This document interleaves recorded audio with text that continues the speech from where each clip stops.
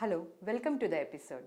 Hello madam. Hello అండి. Madam, చాలామంది ఇవాళ రేపు ఎస్ఐపిలో ఇన్వెస్ట్మెంట్ చేస్తూ ఉంటారు. లైక్ ఎంత అమౌంట్ వచ్చినా కూడా కొంత అమౌంట్ కూడా మనం సేవ్ చేసుకోవచ్చు ఎస్ఐపిలో అని. అసలు కొంతమందికి కొన్ని అపోహలు ఉంటాయి, లైక్ మోడిఫైడ్ ఎస్ఐపి అని, అలానే నార్మల్ ఎస్ఐపి అని. అసలు ఇది నార్మల్ ఎస్ఐపికి మోడిఫైడ్ ఎస్ఐపికి డిఫరెన్స్ ఏంటి అసలు? యా, ఇప్పుడు చూసుకుంటే మనకు మార్కెట్లో ఎస్ఐపి అనేది ఒక మంత్లీ ఇన్వెస్ట్మెంట్ ప్లాన్ అది. సో అదేంటంటే సిస్టమేటిక్గా ఇన్వెస్ట్మెంట్ చేసుకోవడానికి సిస్టమేటిక్ ఇన్వెస్ట్మెంట్ ప్లాన్ అనే దాన్ని ఎస్ఐపి లాగా డిజైన్ చేశారు. సో ఎవ్రీ మంత్ మీరు ఎక్కడన్నా ఒక పర్టికులర్ అమౌంట్ని పెడుతున్నారు అని అంటే అది ఎస్ఐపి అయిపోతుంది. చాలామందికి అపోహ ఏముంటుంది అంటే మ్యూచువల్ ఫండ్స్లో పెట్టేది మాత్రమే ఎస్ఐపి అని చెప్పేసి. అవును, అలా కాదు. మీరు ఎవ్రీ మంత్ స్టాక్స్లో కానివ్వండి, లేకపోతే ఈటీఎఫ్స్లో కానివ్వండి, మ్యూచువల్ ఫండ్స్లో కానివ్వండి, పోస్ట్ ఆఫీసెస్ స్కీమ్స్ ఉంటాయి వాటిల్లో కానివ్వండి, ఎందులోనైనా ఎవ్రీ మంత్ ఒక పర్టికులర్ అమౌంట్ని మీరు ఇన్వెస్ట్మెంట్ కానీ సేవ్ కానీ చేస్తున్నారు అని అంటే అది ఎస్ఐపి కిందకే వస్తుంది. చాలా మంది ఎస్ఐపి అంటే ఓన్లీ స్టాక్స్ లో ఇన్వెస్ట్ చేయడం అని అనుకుంటూ ఉంటారు. చాలా మందికి అది అపోహ ఉంటుంది. అది ఒక రూట్ అన్నట్టు ఇన్వెస్ట్మెంట్ చేయడానికి, అది ఒక ప్రోడక్ట్ కాదు. సో ఇప్పుడు నార్మల్ ఎస్ఐపి అనుకోండి, మెయిన్గా చూసుకుంటే ఫేమస్గా వచ్చేది మనకి ఇన్వెస్ట్మెంట్లో మ్యూచువల్ ఫండ్స్. ప్రతి ఒక్కరికి మ్యూచువల్ ఫండ్స్ గురించి కొద్దో గొప్ప అవగాహన ఉంది అని చెప్పొచ్చు మనం ఈ జనరేషన్లో. వాళ్ళకి డైరెక్ట్ ప్లాన్స్ తెలుసు, రెగ్యులర్ ప్లాన్స్ తెలుసు. డైరెక్ట్ ప్లాన్స్లో ఎలా ఇన్వెస్ట్మెంట్ చేయాలి, రెగ్యులర్ ప్లాన్స్లో ఎలా ఇన్వెస్ట్మెంట్ చేయాలి చాలామందికి తెలుసు అండ్ చాలామందికి తెలీదు. సో 50-50 అనుకోవచ్చు దాంట్లో. సో ఇప్పుడు మ్యూచువల్ ఫండ్స్ గురించి మాట్లాడుకుంటే, ఇప్పుడు ఎక్కడికి వెళ్ళినా మనము they will give you 12% return అని చెప్పేసి చెప్తారు. లాంగ్ టర్మ్లో చాలా మంచి రిజల్ట్స్ ఉంటాయి మ్యూచువల్ ఫండ్స్లో కూడా. కాకపోతే వాటిని ఎలా హ్యాండిల్ చేయాలి అనేది కూడా మనకు తెలిసి ఉండాలి. 5 ఇయర్స్కి ఒకసారి వాటిని ఎలా మోడిఫై చేసుకోవాలి అండ్ వాటిలోంచి డబ్బులు ఎప్పుడు తీస్తే మనకి ప్రాపర్గా ఎగ్జిట్ లోడ్ కానీ అది లేకుండా ఉంటుంది. చాలామందికి మ్యూచువల్ ఫండ్స్లో ఏంటంటే మనము ఎంట్రీ లోడ్ ఎగ్జిట్ లోడ్ ఉంటుందని కూడా తెలియదు. అవును, జస్ట్ ఇన్వెస్ట్ చేయమన్నారు, సో ఇన్వెస్ట్ చేసేసి వదిలేస్తారు. సో ఏంటి అంటే ఎంట్రీ లోడ్ ఏంటి అంటే మీరు ఇన్వెస్ట్ చేసేటప్పుడు వాళ్ళు కొద్దిగా అమౌంట్ 1% కానీ 2% కానీ మ్యూచువల్ ఫండ్ని బట్టి వాళ్ళు కట్ చేసుకుంటారు మీరు ఇన్వెస్ట్ చేసే అమౌంట్లో. ప్రతి ఒక్క మ్యూచువల్ ఫండ్కి ఒక్కొక్క క్రైటీరియా ఉంటుంది. కొందరు 2% కట్ చేస్తారు, కొందరు 1%, కొందరు 0.5 అట్లా. అండ్ ఎగ్జిట్ లోడ్ కూడా ఉంటుంది అట్లాగే. మీరు 1 ఇయర్ లోపు ఎగ్జిట్ అయ్యారు అంటే ఒక పర్సంటేజ్ కట్ చేసుకొని మీ డబ్బులు మీకు ఇస్తారు. అండ్ కొన్ని మ్యూచువల్ ఫండ్స్ ఏమో టూ ఇయర్స్ పెట్టుకుంటాయి టార్గెట్ అట్లా. కాకపోతే ఇంకో విషయం ఏంటి మర్చిపోతారు ఇన్వెస్టర్స్ ఏంటి అని అంటే, లాంగ్ టర్మ్ ఇన్వెస్ట్మెంట్స్ చేసే వాళ్ళు ఏమనుకుంటారు అంటే, ఓకే మనము 1 ఇయర్ 2 ఇయర్స్ కన్నా ఎబోనే ఉంటున్నాం కదా, 10 ఇయర్స్ ఉంటున్నాం మనం ఈ ఇన్వెస్ట్మెంట్లో, సో మనకి ఎగ్జిట్ లోడ్ పడదు అనుకుంటారు.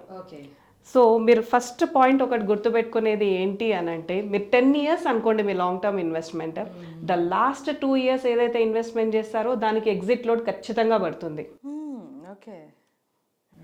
8 ఇయర్స్ ఏదైతే ఇన్వెస్ట్మెంట్ చేశారో వాటికి ఎగ్జిట్ లోడ్ ఉండదు, ఎందుకంటే అక్కడ 8 ఇయర్స్ కంప్లీట్ చేసుకున్నాయి. అంటే 1 ఇయర్ కన్నా ఎబో అయింది అక్కడ ప్రతి ఒక్క ఇన్వెస్ట్మెంట్, ప్రతి ఒక్క సిప్.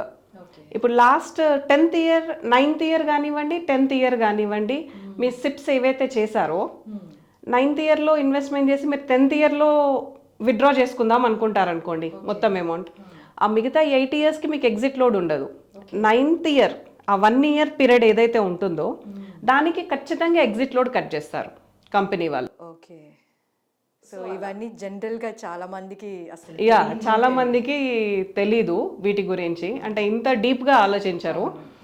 అండ్ చాలా డిఫరెంట్ క్యాల్కులేషన్స్ ఉంటాయి మళ్ళీ మ్యూచువల్ ఫండ్స్లో కానివ్వండి. ఏ డిస్ట్రిబ్యూటర్స్ కూడా వాళ్ళకి డీటెయిల్గా ఎక్స్ప్లెయిన్ చేయరు వాటి గురించి. అండ్ ఇప్పుడు నెక్స్ట్ మోడిఫైడ్ ఎస్ఐపి ఎందుకు అన్నాము అని అంటే, you can go with ETFs. ETFs అనేవి ఎక్స్చేంజ్ ట్రేడెడ్ ఫండ్స్ అంటాము. అవి కూడా సేమ్ మ్యూచువల్ ఫండ్స్ లాగే వర్కౌట్ అవుతాయి. కాకపోతే ఇక్కడ వీటిని మనం డిమాట్ అకౌంట్లో కొంటాము. ఈటీఎఫ్స్ అనే వాటిని డిమాట్ అకౌంట్లో కొన్నప్పుడు ఏంటి అంటే అవి సేమ్ స్టాక్స్ లాగే వర్కౌట్ అవుతాయి మనకి. మార్కెట్ టైమింగ్స్లోనే మనం వాళ్ళని కొనాలి, అమ్మాలి. అండ్ మ్యూచువల్ ఫండ్స్ విషయానికి వచ్చేస్తే ఇవి కూడా సేమ్ మార్కెట్ టైమింగ్స్లోనే కొంటాము ఓకే. అండ్ విత్డ్రా చేసుకోవాలన్నా అదే టైమింగ్స్లో చేసుకోవాలి. కాకపోతే ఇక్కడ ఎన్ఏవి అనేది ఉంటుంది. ఎవ్రీడే ఒక ఎన్ఏవి అనేది డిస్ప్లే అవుతుంది మ్యూచువల్ ఫండ్స్కి. ఇక్కడేమో ఫ్లక్చుయేట్ అవుతుంది, సేమ్ స్టాక్స్ లాగే మనము ఫ్లక్చుయేషన్ చూస్తాము ఈటీఎఫ్స్లో. అండ్ ఇక్కడ ఎంట్రీ లోడ్ కానివ్వండి, ఎగ్జిట్ లోడ్ కానివ్వండి చాలా తక్కువ ఉంటాయి. కొన్నిటికైతే ఉండవు, ఉన్నా కానీ చాలా తక్కువ ఉంటాయి మనము చూసుకుంటే. అండ్ మ్యూచువల్ ఫండ్స్ ఇన్వెస్ట్మెంట్స్లో ఎస్ఐపి చేసేటప్పుడు ఒక పర్టికులర్ డేట్ మీరు చూస్ చేసుకోవాలి ఖచ్చితంగా. ఆ డేట్ రోజే మీ ఇన్వెస్ట్మెంట్ అనేది అవుతుంది ఎవ్రీ మంత్. ఇప్పుడు ఒక 1st కానివ్వండి, 5th కానివ్వండి, 10th కానివ్వండి, ఒక పర్టికులర్ డేట్ అనేది క్లయింట్ చూస్ చేసుకుంటాడు. ఈటీఎఫ్స్ విషయానికి వస్తే మీకు ఒక ఫ్లెక్సిబిలిటీ ఉంటుంది అక్కడ. ఏంటి అని అంటే మార్కెట్ ఎప్పుడైతే డౌన్లోకి వెళ్ళిందో మంత్లో యూ కెన్ బై అవుట్, మీరు కొనుక్కోవచ్చు ఆ రోజు. ఇప్పుడు నిఫ్టీ కిందికి వెళ్ళింది, ఇండెక్స్ కిందికి వెళ్ళింది, ఆ రోజు కొనుక్కోండి, ఆ రోజు ఇన్వెస్ట్మెంట్ చేసుకోండి. సో మీకు ఎక్కువ యూనిట్స్ వస్తాయి కదా అక్కడ. అండ్ ఈటీఎఫ్స్ కూడా మనకు 20 రూపీస్ నుండి స్టార్ట్ అవుతాయి ఇన్వెస్ట్మెంట్ చేయడానికి. దాన్ని కూడా ఒక లాంగ్ టర్మ్ ఇన్వెస్ట్మెంట్ లాగే చూస్ చేసుకోండి. కాకపోతే అక్కడ మీకు ఎగ్జిట్ లోడ్ కానివ్వండి అది తక్కువ ఉంటుంది. అండ్ మీకు ఒక మంచి ఫ్లెక్సిబిలిటీ ఉంటుంది మీరు చూస్ చేసుకోవడానికి ఏ టైంలో ఇన్వెస్ట్మెంట్ చేయాలి అన్నది. ఎప్పుడైతే మార్కెట్ డౌన్స్లో ఉంటుందో, నెగటివ్లోకి వెళ్తుందో మార్కెట్, ఆ టైంలో మీరు చూస్ చేసుకుంటే మీరు ఒక 10 years పీరియడ్ పెట్టుకున్నారనుకోండి, you will get good wealth creation, మంచి వెల్త్ క్రియేట్ చేసుకోగలుగుతారు అప్పుడు మీరు.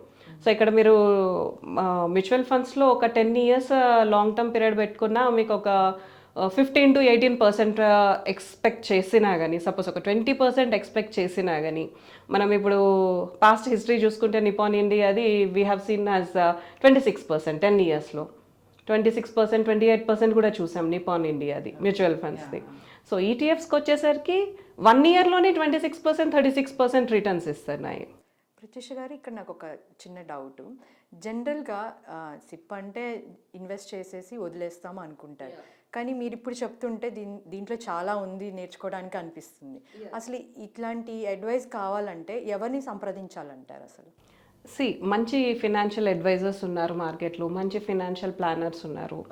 ఇప్పుడు మా లాంటి వాళ్ళ దగ్గరికి వస్తే వీనో డీప్గా ఎలా వెళ్ళాలి.